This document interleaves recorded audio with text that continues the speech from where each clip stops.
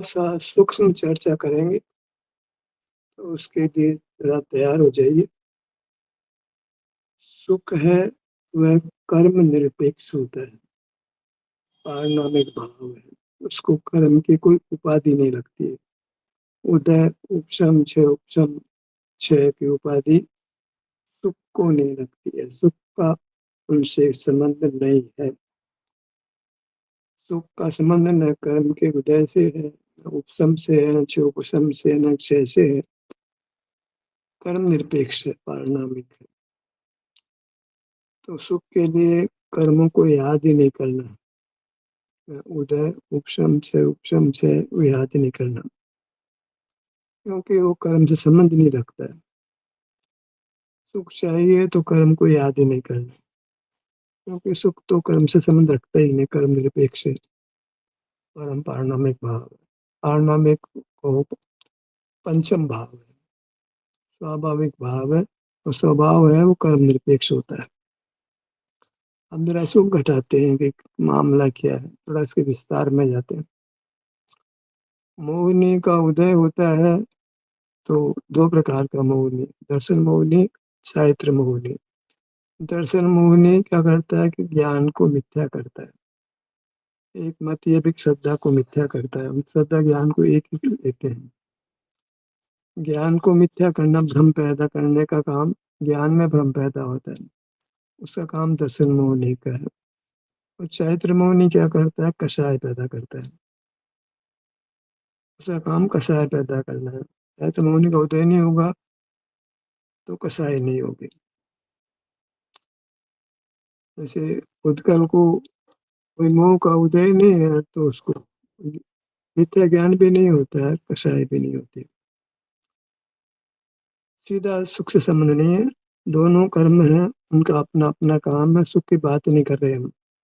दर्शन मोहिनी ज्ञान को मिथ्या करता है, श्रद्धा को मिथ्या करता है, और चारित्र मोहिनी कषाय उत्पन्न करता है। अनंतानुमध्य प्रत्येक प्रत्येक सदन क्रोध मान माया लोभ आश्रित रति शोक भय जुगुप्सा भेद, ये सब काम चारित्र मोह का है। तो इसमें सुख की तो बात ही नहीं करी हमने। एक ज्ञान को मिथ्या करता है, एक चारित्र को मिथ्या करता है। सुख का लेना देना कोई नहीं। सुख की तो बात ही नहीं है। अब आया असत वेदनीय। असत वेदनीय क्या करता है, ये असत उत्पन्न करता है। जैसे उद्गल को सत वेदनीय का उदय नहीं तो असत नहीं होती है। वेदना उत्पन्न करने का असत वेदनीय का है। सत वेदनीय बाहर के अनुकूलता देता है, सब सुख से कोई लेना देना नहीं। पति मेरे सुख से कोई लेना देना नहीं। तो सुख की बात नहीं की जा रही है। और दो ही कर्मों को मुख्य बात है। एक घातीय है तो स्वभाव का घात करता है। स्वभाव क्या है तो एक अलग कहानी है।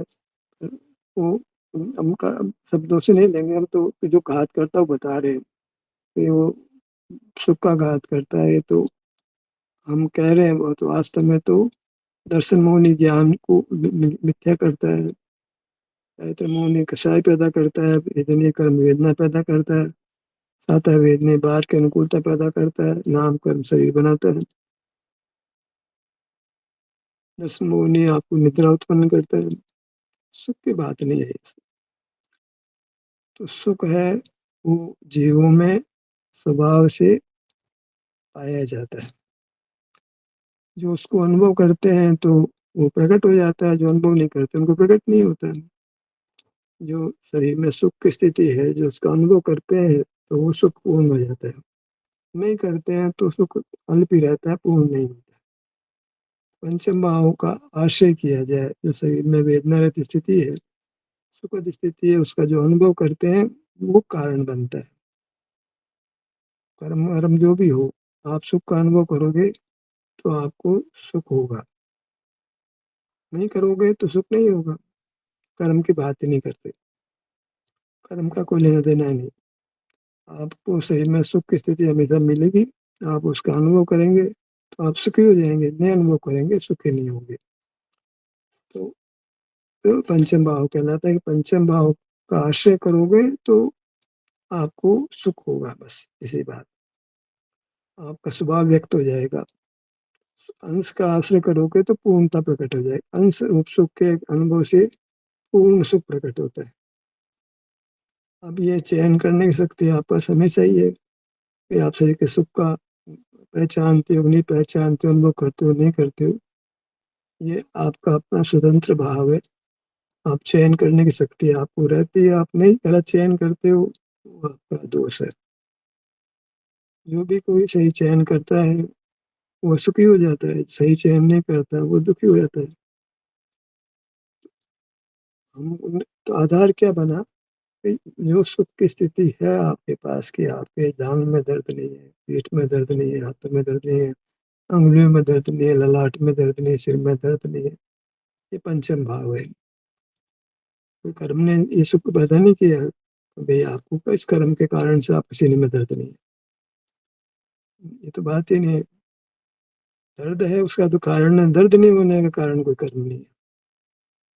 तो आपको शरीर में सुख की स्थिति व्यक्त रहती है। आप जो है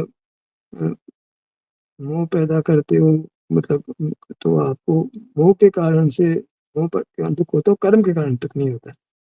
सीधा कर्म के साथ संबंध नहीं है। आप दर्शन में उन्हें अज्ञान पैदा किया, अज्ञान से दुख हुआ, कर्म से दुख नहीं हुआ। कर्म ने तो अज्ञान पैदा किया, भ्रम पैदा किया, या कषाय पैदा की, कषाय से दुख हुआ। असाता वेदना में असाता को पैदा की, वेदना पैदा की, वेदना से आपको दुख लगा। एक ही वेदना होने पर समान दुख का अनुभव नहीं करते हैं। कोई मतलब सीधा संबंध नहीं है उसका, अ, मतलब कर्म के साथ तो संबंध नहीं है। एक समान कर्म के उदय में सदा हुई तो कोई तो दुख ज्यादा महसूस करता है, कोई कम दुख महसूस करता है। जो शरीर के सुख का अनुभव करते हैं उनको वेदना में भी कम दुख लगेगा, और नहीं तो जो है तो अल्प वेदना में बहुत दुख लगेगा। आप अपने शरीर के सुख का आश्रय करते हो कि नहीं करते हो, सब संबंध इससे है आपका सुखी होने का। कर्म मन को याद ही मत करो। आपको एक ही काम है कि पंचम भाव को पहचानो, कर्म निरपेक्ष भाव को पहचानो, उसका आश्रय करो, आप सुखी हो जाओ। ये कर्म के उदय उपशम से उपशम की बात ही मत करो, कोई फायदा नहीं है सिवाय कि पंडिताई आपको आ जाएगी। आप पंडित कहलाओगे, आपको अच्छा नाम मिलेगा, आपको लोग भोजन कराएंगे, आपके पाँव धोएंगे। इससे राजी हो तो करो, कोई दिक्कत नहीं है। वो कर्म की बात करो। आप पंडित कहलाओगे, आचार्य कहलाओगे, लोग आपके पाँव पूजेंगे। जिसको मोक्ष चाहिए वो कर्म की बात नहीं करेगा, वो तो पंचम भाव का निरपेक्ष भाव है, शरीर में सुख की स्थिति उसका अनुभव करेगा। उस अनुभव से पूर्ण सुख प्रकट होकर परमात्मा हो जाएगा। अब आपको कर्म की बातें करनी है या शरीर में सुख का अनुभव करना है, आप फैसला करो। मैं कहना चाह रहे हैं कि वेदना रहित सुखद अवस्था है, उसका आप अनुभव करो। वो पारणामिक भाव है, पंचम भाव है, कर्म निरपेक्ष भाव है, उसका आश्रय करो तो आपको सुख पैदा हो जाएगा, सुख व्यक्त हो जाएगा, पूर्ण हो जाएगा। तो करने योग्य काम करें, जो कृत्य है वो करें, बेकार की बातें क्यों करें। मार्ग पे चलो, बेकार के लंबे लंबे क्यों चलते हो। कोई पूजा करता है, कोई कर्म की चर्चा करता है, क्या फायदा है। कोई दर्शन करता है, कोई अभिषेक करता है, ये खामे का ही समय खराब करना, माथा खराब हुआ है। करने के कार्य को जानते ही नहीं। ध्यान में करने वाले कितने तरह की ध्यान की बातें करते हैं, श्वास देखो, विचारों को देखो, हाथ खींचो, पाँव खींचो, शरीर को शिथिल करो, ये क्या बकवास है ये। पंचम भाव शरीर में सुख की स्थिति है, वो स्वभाव से है। हमको सुख स्वभाव है, सुख स्वभाव को पंचम भाव कहते हैं, और वो व्यक्त रहता है। जो व्यक्त सुख है उसका आश्रय करने से पूर्ण सुख हो जाता है। कर्म विचारे कौन भूल मेरे अधिकाई। कर्म के शिवप्रसन्न की बात मत करो, कर्म के निर्जय की बात मत करो, कर्म के विषय की बात मत करो। बातें करो, पंडिताई मिल जाएगी, काम वही मिल जाएगा। बहुत अच्छा, बहुत अच्छा, बहुत अच्छा प्रवचन किया। हम इतना अभ्यास करते भी कहीं कर्म पूजन पे पहुंच रहे हैं। वेदना रहित स्थिति, जो सुखद स्थिति आपको पाई जाती है, वो पंचम भाव है, कर्म निरपेक्ष है। आप उसका अनुभव करोगे तो आप सुखी हो जाओगे। अब कर्म की बात ही मत करो, लंबा लंबा रास्ता है, कहीं पहुंचोगे नहीं आप। ये सीधा सपाट मोक्ष का रास्ता है। कि आप अपने स्वभाव का आश्रय करो, पूर्ण स्वभाव व्यक्त हो जाएगा। अब हमें तो पंडिताई करनी है, रोज़ 2 घंटे स्वाध्याय भी करना है, माला भी फेरनी है, दर्शन भी करना है, पूजन भी करना है, मंदिर पे जाना है, प्रतिमा भी बनानी है, भगवान की प्रतिमा विराजमान भी करनी है, पंच कल्याणक भी करना है, बच्चों को धर्म शिक्षा देनी है। सब करो, कौन कर मना करता है? संक्षिप्त सा मार्ग है, एकदम शॉर्टकट, शॉर्ट एंड स्वीट। सुख जो शरीर में है वो आपके स्वभाव से है, उसमें किसी की पार्टिसिपेशन नहीं, कोई जॉइंट वेंचर नहीं है, सीधा आपका स्वरूप है, स्वरूप का आश्रय करो, स्वरूप पूर्ण व्यक्त हो जाएगा। बीजभूत सुख पाया जाता है, वह किसी कर्म ने नहीं दिया है, न कर्म के उदय से, न उपशम से, छयचन से, उपशम से नहीं है वो है वो उसकी व्यक्तता है। उस व्यक्तता है वो कर्म निरपेक्ष है, आगम है भी, पराधीन नहीं है वो, कर्म के अधीन नहीं है वो, न उपशम के अधीन है, से उपशम के अधीन, उदय के अधीन, क्षय के अधीन, पराधीन नहीं है, 4 चीज़ें पर है ये। कर्म का उदय होना पराधीन, कर्म का उपशम होना पराधीन, क्षय उपशम होना पराधीन। तो पुद्गल की परिणति है, कर्म का क्षय पुद्गल की परिणति है। क्या हमारा मोक्ष पराधीन है क्या? 4 कर्म की स्थिति हम बदलेगी तो काम होगा, तो वहाँ तो मोक्ष ही पुद्गल के आश्रित हो गए। वो लाला तो वो कहे मैं तो भैया आज़ाद हूँ, मैं तुमको मेरे परिणाम करता थोड़ी हूँ। क्षय मैं कर क्षय करूँ, मैं परिणमता हूँ, उदय मैं परिणमता हूँ, क्षय मैं रूपांतर हूँ, मैं ये परिणाम किसे करता? तुम कौन आए पीछे पंचायती करने? ये मेरा भाव है, मेरा परिणाम है, तुम उसमें करने वाले कौन हुए? मैं कर्म का उपक्षय करता हूँ, तुम कौन करने वाले? मैं कर्म का क्षय करता हूँ, तुम्हारी ऐसी कम तैसी, तो मेरे परिणाम के कर्ता कैसे बनते हो? जब कर्म का उदय उपशम क्षय से उपशम हमारे हाथ में ही नहीं है, वो पुद्गल की पर्याय पुद्गल से करता है। हम कैसे कर्ता बन रहे कि हम कर्म नाश करेंगे, कर्म नाश करेंगे, कर्म नाश करके पार प्रगट पूर्ण ज्ञान। कर्म नाश तुमने किया क्या भगवान? आपने कर्म नाश किए क्या? पुद्गल के परिणाम के आप करता हो क्या? बताओ, ईमानदारी से बताओ। यह परिणाम से कर्ता में न्याय घटाओ। तुम कर्म का उपशम, तुमने प्रथमोपशम आचार्य मुनि ने, आचार्य ने कर्म का उपशम किया, प्रथमोपशम किया, क्षय किया, फिर भैया फिर तो कर्ता कर्म अधिकार झूठा पड़ जाएगा। या तो न्याय की बात करो, एक दो दो दो वो बात नहीं कर सकते हो। जब कर्म के परिणाम को हम करता नहीं है तो कर्म के क्षय के कर्ता कैसे बनेंगे? और कर्म का क्षय नहीं होगा तो मोक्ष ही नहीं होगा, तुम्हारे तो हाथ में बाजी कर्म के हाथ में आ गई। कर्म का क्षय कर्म के अधीन में, तो कर्म के क्षय से मोक्ष होता है, कर्म का क्षय पुद्गल करेगा। हम तो कर्म एक कर्म तो क्षय हो जाए, एक कर्म तो क्षय हो जाए, मेरा मोक्ष हो जाएगा, तो क्षय हो जाए मेरा मोक्ष हो जाएगा। तो निमित्त तो है ना, अरे निमित्त तो फिर वो निमित्त निमित्त के क्लास नहीं पढ़ी क्या? निमित्त तो करता नहीं होता, किस चीज करो? ये तो छोड़ो, ये बात छोड़ो कि निमित्त निश्चिंत कर होता है, निमित्त का काम हमारे हाथ में नहीं है। निमित्त तो कुछ नहीं करता, जीव तो कुछ नहीं करता कर्म के होता है उपशम से अच्छे उपशम में, तो पर भाव है। तो पर की बात करना तो अच्छी बात नहीं है। दूसरे के परिवार के बारे में बात क्यों करे भैया? तुम तुम्हारे परिवार की बात करो। दूसरे पदार्थ को जानना ही मना किया गया, तुम तो बातें करते हो दुनिया भर के पर के बारे में।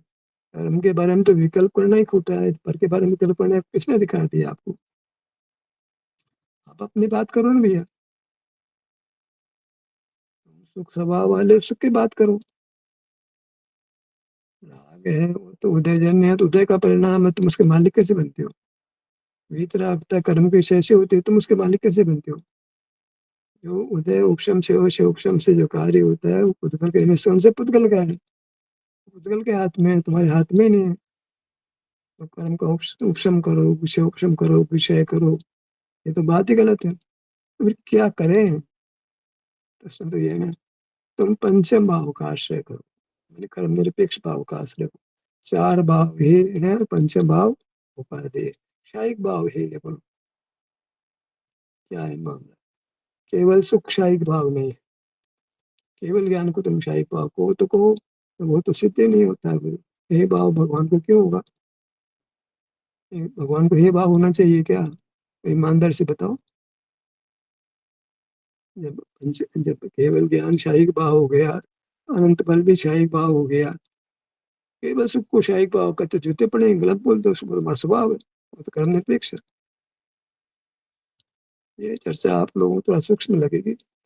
मैंने आपको आधार दिया है, क्यों हम की बात करते हैं कि सुख का अनुभव करो, सुख का अनुभव करो, सुख का अनुभव करो।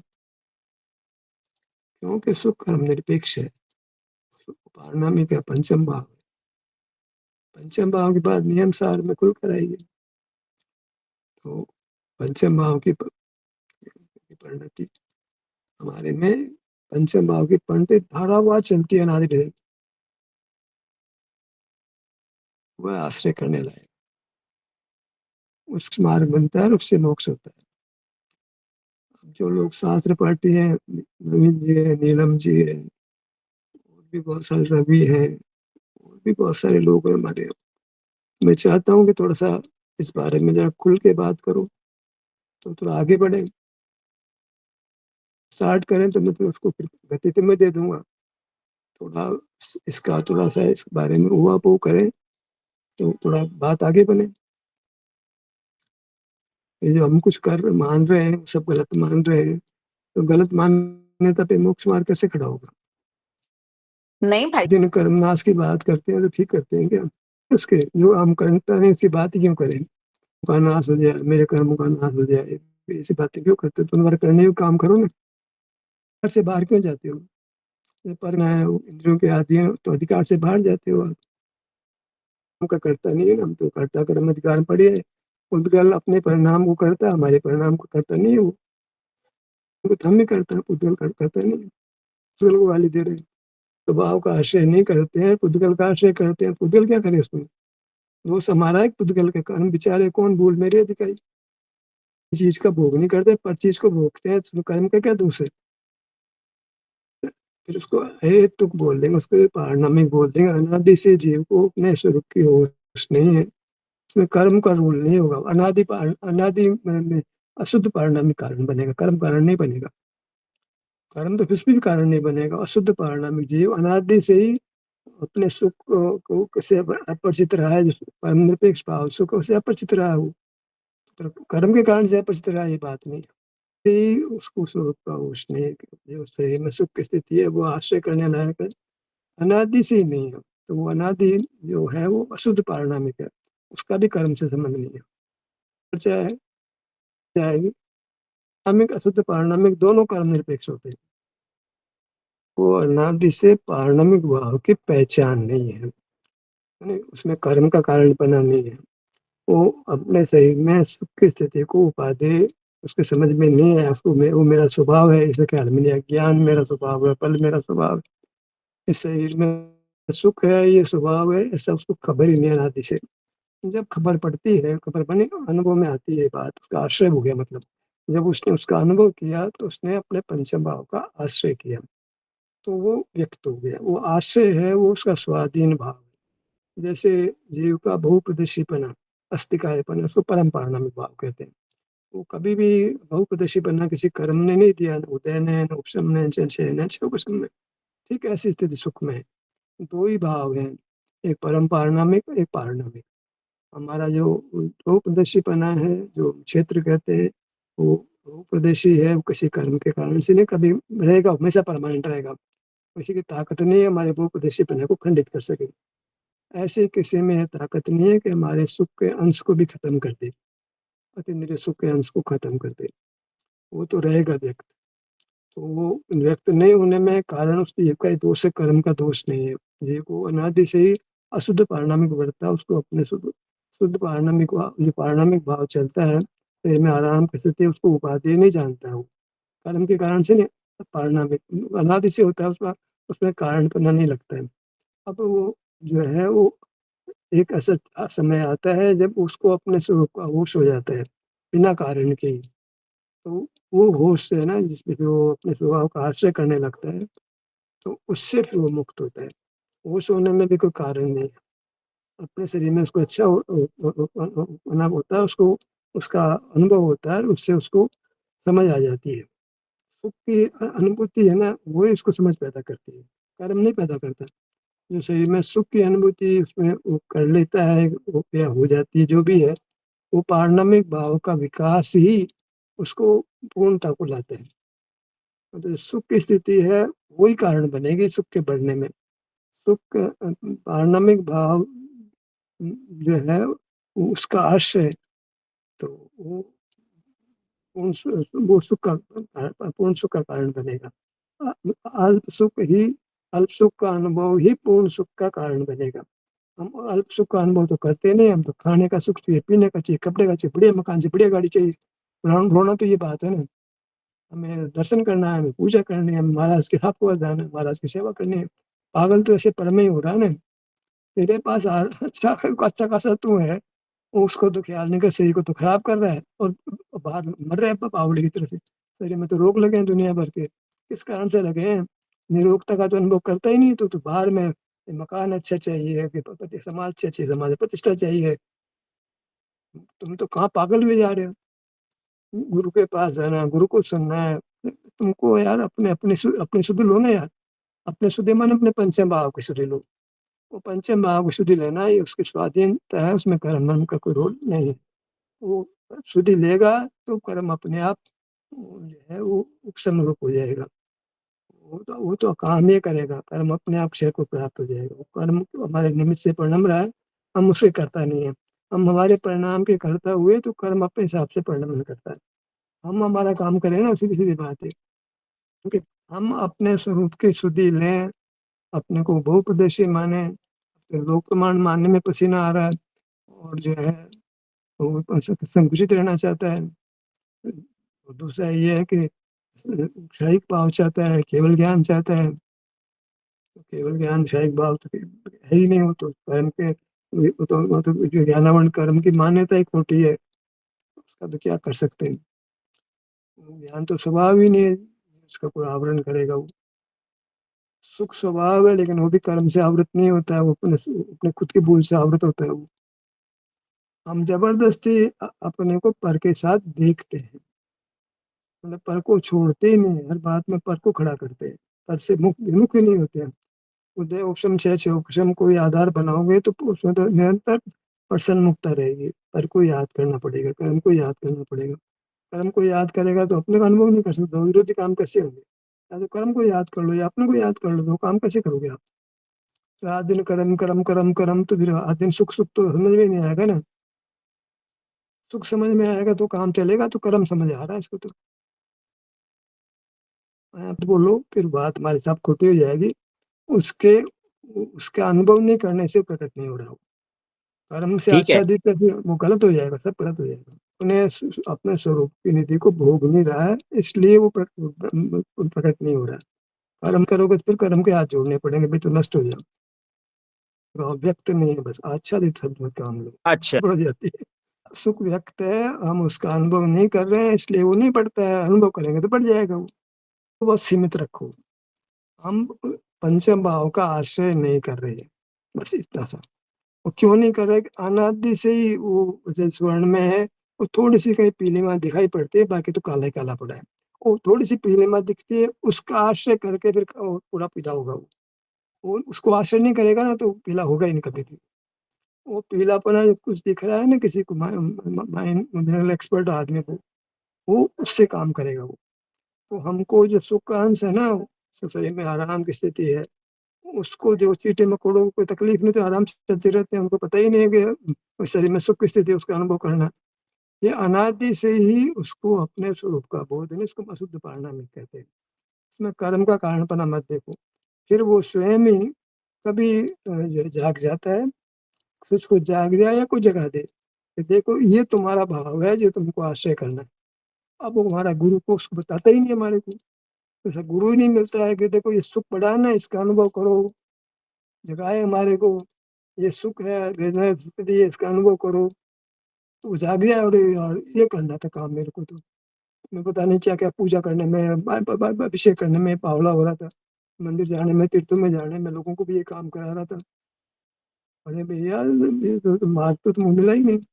तुम उन मार्ग में लगे थे और अपने आप को मान रहे थे। तो तुमको जो है वो कोई जगाता, देखो ये सुख का अंश है, इसको भोगो, या तुम खुद ही भोगने लग जाते तो पार हो जाते। ये बीच में कर्म जो है कभी चार स्थितियों को पकड़ लिया हमने, वो करणान योग ने पूरा, धौला ने पूरा उद्यम मचा दिया। उससे क्या होगा? वर्तमान योग ने अपना उद्यम मचा दिया, दुनिया पर का चैत्र कर दिया। करणान योग ने अपना उद्यम मचा दिया। और चरणायुग ने तो पता नहीं कितना क्रियाकांड डाल करके हमारी ज़िंदगी खराब कर दी। उसके चरणायुग संभालने में अपना अनुभव करना तो भूल गए और बाहर के कुएँ का पानी चाहिए, पाना चाहिए, इसी में मरे जा रहे हैं। मन स्वभाव, संवेदन में अनुभव। स्वयं में स्वभाव या अगर विभाव तो स्वयं में नहीं, स्वभाव स्वयं में नहीं आएगा। स्वयं की शुद्ध परिणति को स्व कहते हैं। तो स्व का संवेदन, स्व संवेदन, पर का जानने की तो बात ही नहीं है। तो भगवान के देखने की तो बात ही नहीं है। स्व और संवेदन, स्वयं में स्वभाव लेना, विभाव नहीं लेना, उसका संवेदन करना, ये मोक्ष मार्ग हो गया। समझ में ध्यान शब्द से समझ नहीं आता है। भगवान का ध्यान करो, मंत्र में जप रहे हैं, कोई पाठ बोल रहे हैं, सामयिक पाठ बोल रहे हैं, वही ध्यान हो रहा है, कोई प्रतिगुण पाठ बोल रहा है, ये ध्यान हो रहा है।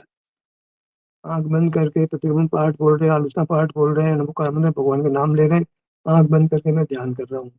आँख बंद करके सब काम कर लिए, सारे पाठ बोल दिए, आँख बंद कर करके देखो मैंने आधे घंटे ध्यान किया था। हुआ ध्यान हुआ था, स्व संवेदन हुआ। हाँ। सुख मिलेगा, दुःख तो भोगेगा, सुख मिलेगा, ये क्या बात हो गई?